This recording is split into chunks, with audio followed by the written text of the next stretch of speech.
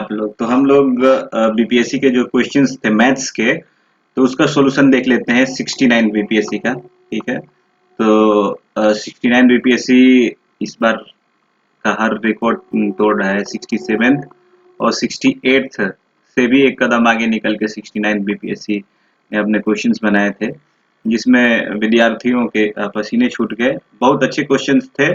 Cut off नीचे जाएगी, 75 से 80 के बीच में कट ऑफ रहने की है। तो जो भी जिसका भी 75 और 75 से ऊपर आ रहा है वो अपनी मेंस की तैयारी में लग जाए। तो चलो हम लोग मैथ्स का क्वेश्चन देख लेते हैं कि इसको सॉल्व कैसे करना है, क्या क्या आंसर्स होंगे। तो जैसे कि 141 नंबर क्वेश्चन है, जिसमें दिया है कि गेम का अगर ये डॉलर और इन सब चिन्हों में लिख सकते हैं, तो बीट को और इन चिन्हों में लिख सकते हैं, तो उसी कुट भाषा में मेड को क्या लिख सकते हैं। तो इसमें देख हम लोग पहले देखेंगे कि एम किससे लिखा हुआ है। तो एम स्टार से लिखा हुआ है, एक स्टार वाला पकड़ लेंगे। तो दो ऑप्शन हमें बी और सी मिलते हैं, स्टार वाला। ठीक है, उसके बाद ए पकड़ लेते हैं, तो जी के बाद ए है तो उसमें भागे की चिन्ह है, तो उस फिर ये भागा वाला पकड़ लेंगे।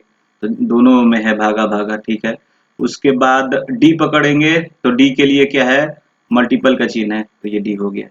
तो अपना ये मल्टीपल वाला आंसर हो जाएगा इसका। ठीक है, 143 देख लेते हैं। तो एक व्यक्ति रमेश जिसके पास 100 वर्ग गज की भूमि का एक प्लॉट है। ठीक है, तो 100 गज का उसका भूमि के प्लस प्लॉट है, वह अपने पड़ोसी सुरेश जिसके पास भी 100 वर्ग गज की भूमि है से 10% अधिक प्राप्त करके अपनी भूमि का प्लॉट बढ़ाता है। तो इसके पास भी 100 है और ये रमेश के पास भी 100 है और फिर सुरेश के पास भी 100 है। ठीक है, सुरेश के पास भी 100 है। अब ये सुरेश से रमेश जो है वो 10% भूमि, 100 का 10% कितना हुआ, 100 का 10% हो गया, यानी कि 10 जो है भूमि, वो 10 गज भूमि रमेश खरीद लेता है। तो रमेश का 10 110 हो जाता है। ठीक है, खरीदने के बाद इसकी भूमि 110 हो गई। अब क्या होता है कि 2 साल बाद वह कुल प्लॉट का 10% पड़ोसी को बेच देता है। फिर अब 110 का 10% वो फिर से किसको बेच देता है, बेच देता है नीचे सुरेश को। ठीक है, यानी कि 11 एकड़ भूमि इसको बेच देता है। तो रमेश के पास तो 99 बच गया और इसके पास 90 था, और 90 में 11 जोड़ दिया तो 101 एकड़ इसके पास हो जाता है सुरेश के पास। तो सुरेश की भूमि रमेश की भूमि से अधिक हो जाती है। इसका आंसर बी हो जाएगा। ठीक है, आगे के क्वेश्चंस देखते हैं। 142 नंबर पे आते हैं, इसमें देखते हैं।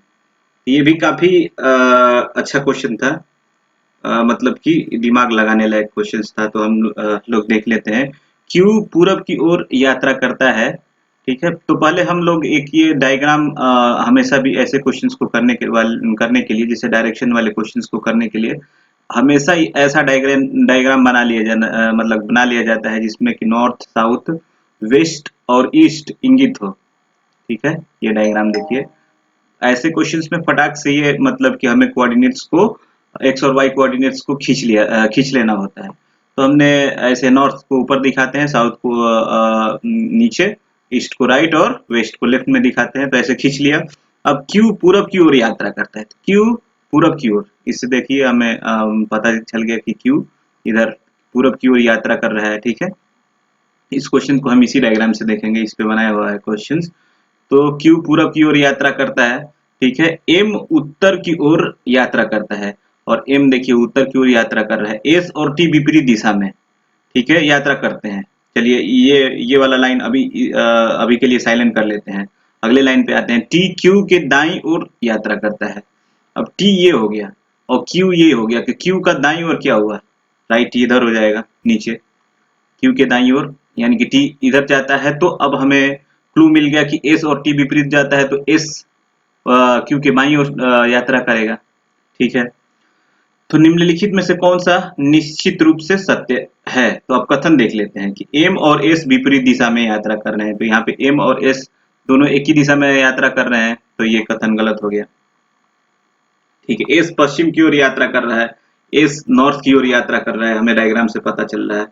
तो दूसरा ऑप्शन भी इसमें रॉन्ग हो जाएगा। टी उत्तर की ओर यात्रा कर रहा है, तो टी इसमें देखिए नीचे की ओर यात्रा कर रहा है। नीचे क्या है, साउथ, तो ये भी गलत हो गया। एम और एस एक ही दिशा में यात्रा कर रहे हैं, तो हमें डायग्राम से ही पता चल जाएगा। एम और एस एक ही दिशा में यात्रा कर रहे हैं, तो इसका आंसर डी हो जाएगा। ठीक है, अब 144 नंबर पे आते हैं। ये क्वेश्चंस मुझे लगता है कि काफी कंट्रोवर्शियल रहने वाला है। इसमें देखिए कि मिलिनरी जो है, मिलिनरी टोपियां होती हैं। ये महिलाएं जो टोपी पहनती हैं जिसपे फूल वूल लगा रहता है ना, फूल वाला जो टोपी होता है उसको मिलिनरी बोलते हैं। ठीक है, और स्टेशनरी तो कागज और कलम की दुकान होती ही है। हम लोग कागज कलम करने के लिए जाते हैं स्टेशनरीज पे, तो ये स्टेशनरी कागज की दुकान हो गई। तो एक ये वर्ड हो गया। स्नोबरी एक टाइप का जूता होता है। वो जैसे कि ये अपना जूता हो गया जिसपे नाइक वाला ऐसा बना रहता है, वो वैसे जूते को स्नोबरी बोलते हैं। तो ये एक प्रकार का जूता होता है ना, टाइप ऑफ शूज का नाम है। ठीक है, और ब्रेवरी ये है कि ब्रेवरी शराब बनाने की जगह होती है। ठीक है, ब्रेवरी शराब का कोई ब्रांड नहीं है या टाइप नहीं है। ठीक है, ये टाइप शराब का कोई टाइप नहीं है ब्रेवरी। ठीक है, स्नोबरी जूते का टाइप है, मिलिनरी टोपी का टाइप है, स्टेशनरी कागज की दुकान है, ये भी कागज का कोई टाइप नहीं है। तो इसका आंसर बी सी में से कुछ हो सकता है। लेकिन ये स्टेशनरी कागज वहां पे रखा जाता है। ठीक है, और ब्रेवरी में शराब बनता है। ठीक है, ये दोनों भी इसी से संबंधित है, लेकिन यहाँ पे बनता है, यहाँ पे रखा जाता है। तो ये क्वेश्चन काफी कंट्रोवर्शियल है इसका, इसलिए आंसर वैसे बन ब्रेवरी पे बनाया जाता है, तो इसलिए इसका शराब आंसर मेरे हिसाब से होना चाहिए। आगे देखते हैं बीपीएससी क्या देता है। वैसे तो बहुत लोग इसको जो इसका मीनिंग है वो गूगल पे, वो लोग ऐसे इसका मीनिंग घमंड होता है स्नेबरी का।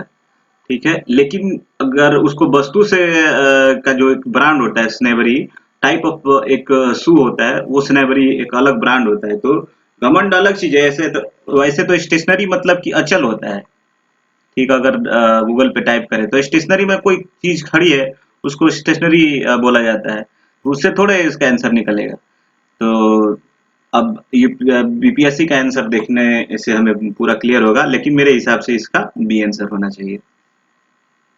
नेक्स्ट क्वेश्चंस पे आते हैं। तो निम्नलिखित संख्या या श्रृंखला में प्रश्न चिन्ह के स्थान पर क्या होना चाहिए? तो अब 132 है, उसको क्या लिखेंगे? 11 गुणित 12, 156 को 12 गुणित 13, यानी कि ये वाला चीज रिपीट हो रही है। तो फिर यहाँ पे 13 रिपीट होगा और उसका एक नेक्स्ट संख्या से मल्टीपल हो जाएगा, तो इसका आंसर 182 हो जाएगा। ठीक है, अब नेक्स्ट क्वेश्चन इसका देखते हैं, इसमें क्या है नेक्स्ट क्वेश्चन में। तो क्वेश्चंस मैथ्स के काफी अच्छे थे।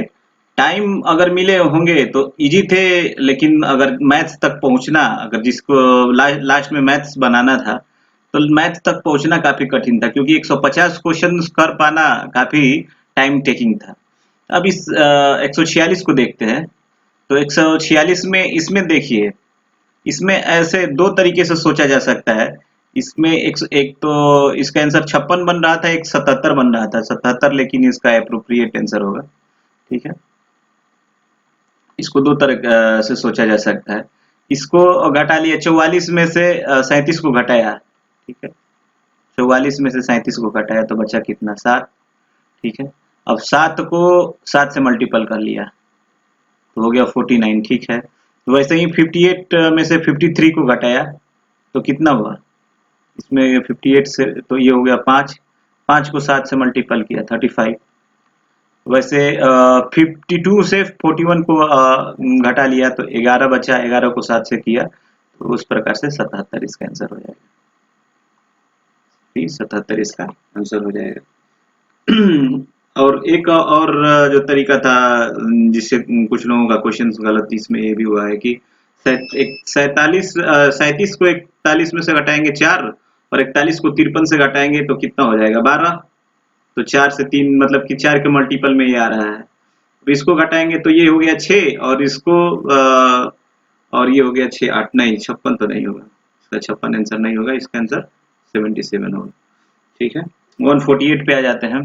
तो ग्रेट को लिख सकते हैं दिस, एंड मोम को लिख सकते हैं ये वाला देश। तो बिगरस को क्या लिख सकते हैं?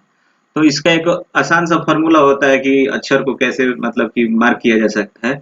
तो इसका फॉर्मूला होता है सफिलोरक्स, ठीक है। तो सी को इसे ऐसे लिख देते हैं 3, 6, 9, 12, 15, 18, 21 और 24। ये मतलब कि वर्ड्स के स्थान की संख्या है। जैसे सी ए बी सी तीसरे नंबर पे आ गया, एफ छठे नंबर पे आ गया, आई नौवे नंबर पे आ गया। वैसे इसको लिख लिया। अब इसमें देखिए जी, एफ के बाद जी आता है, वो सातवें नंबर पे आता है, ठीक है।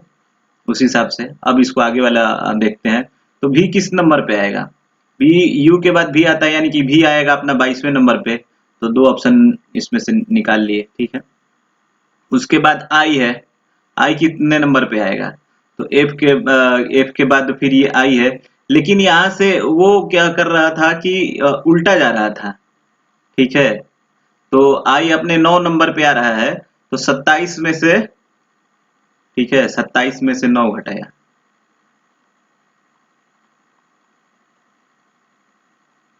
8 हो गया, या 18।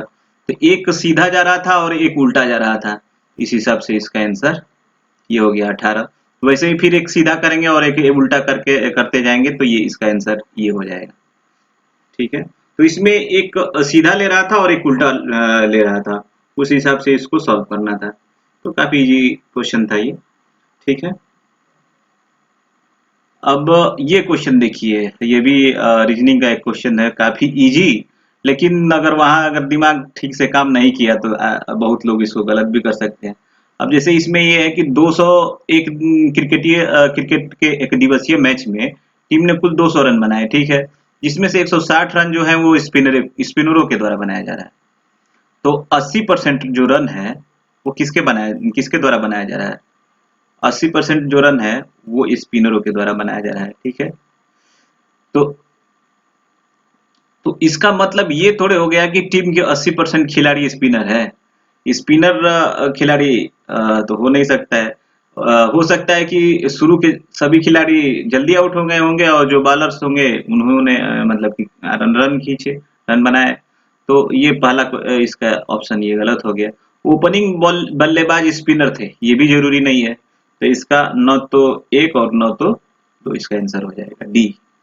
इसका आंसर अपना डी हो जाएगा, ठीक है। तो अब इसका ये वाला आंसर, ये वाला देखते हैं। 149 देखते हैं, 149 नंबर का।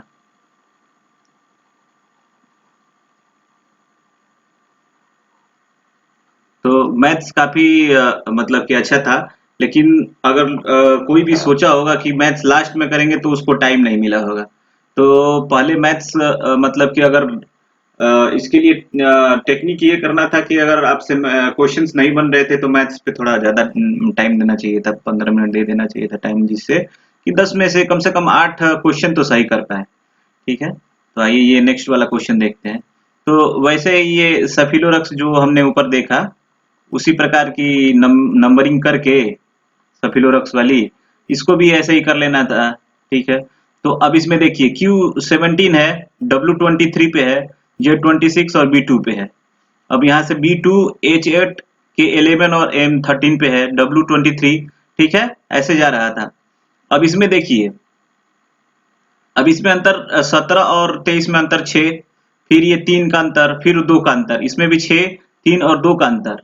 लेकिन यहाँ पे देखिए 23 और 3 के बीच 20 का अंतर है, और 3 और 7 के बीच 4 का अंतर है, यहाँ 20 का अंतर है, और यहाँ 3 का अंतर। ये गलत जा रहा है, ये इसमें फिर 6, 3 और 2 का अंतर आ रहा है, 13 और ये हो गया अपना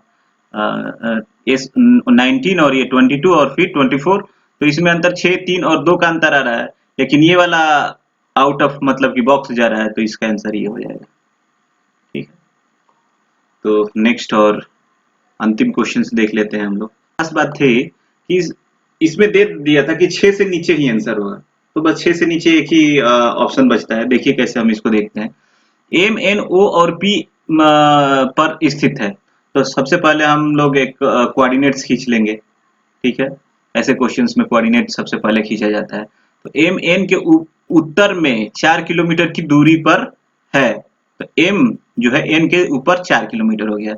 ये अपना 4 किलोमीटर एम है जो उत्तर में है, ठीक है।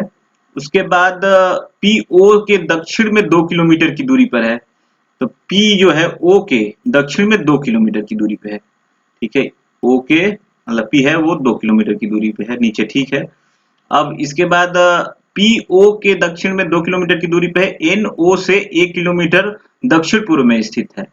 तो इसका दक्षिण और पूर्व और एन की जो लाइन है, ये दिशा, ये एन हो गया, और ये जो एन ओ एन की जो लाइन है वो इससे 45 डिग्री का एंगल बना रहा है। ये रहा हमारा मैथ्स का सॉल्यूशन। ठीक है, वीडियो अगर पसंद आया हो तो लाइक और शेयर जरूर कीजिएगा और चैनल को सब्सक्राइब कीजिएगा।